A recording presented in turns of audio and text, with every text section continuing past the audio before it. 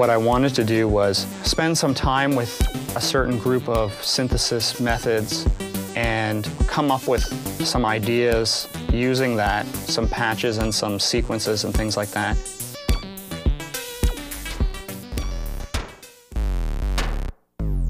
My goal is to try to make, something like 8 or 10 songs where each song is sort of a showcase for this method of synthesis. For example, like if song 1 was about wavetables, I would come up with a patch where I felt like it was really showcasing the possibilities that wavetables could offer.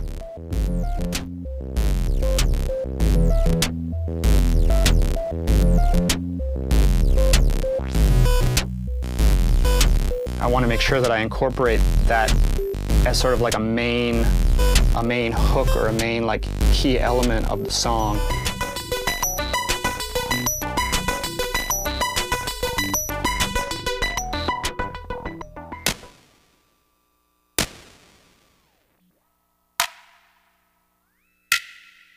My job is to tweak until I hear something that I know is good.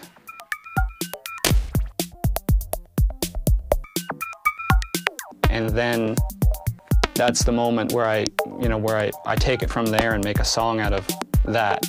I mean, the important thing was that I'm using it to a musically useful end.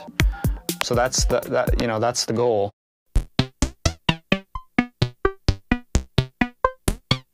When I was into analog synths, I never would have thought that a digital oscillator would be interesting, but when I borrowed my friend's big Modcan system, he actually had some digital oscillators in there, and I used them and I realized that it really gave something interesting when you incorporated that into an analog signal path. I had a bias against digital as an oscillator sound source, and that was a revelation to me that that was not a good bias to have.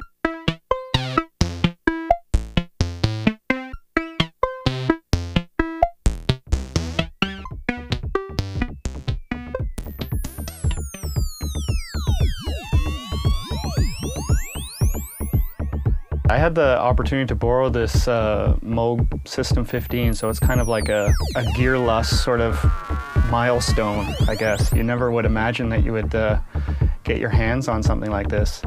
It definitely has a really old, beefy sound, which is amazing.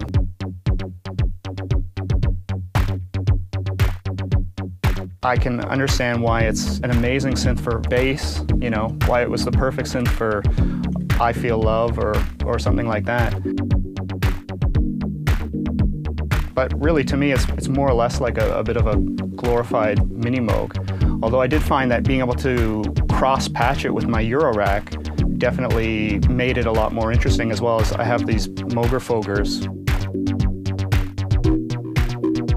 Getting this thing to borrow was a little bit, to tell you the truth, like a little bit underwhelming, and kind of showcased for me the things that I don't like about vintage gear.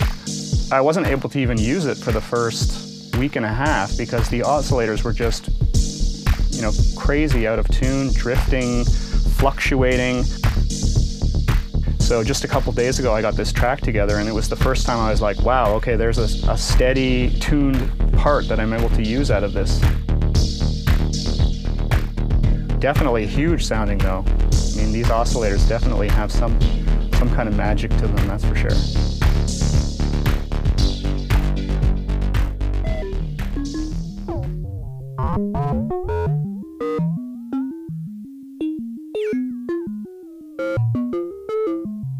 The Buchla, on the other hand, is definitely something where I knew just by, fiddling around with it and not even really knowing what I was doing, that it offered a lot of sonic possibilities that I'm not familiar with, or it would definitely give me some new sounds. It's not as, the territory is not as mined as this territory.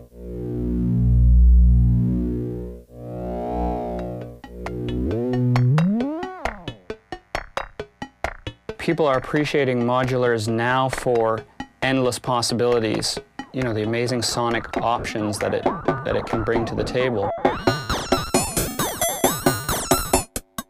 Modulars have, become a way for me to move forward and for me to find new sounds and new ways of making music and coming up with things that I would not have been able to accomplish with keyboard mono synths.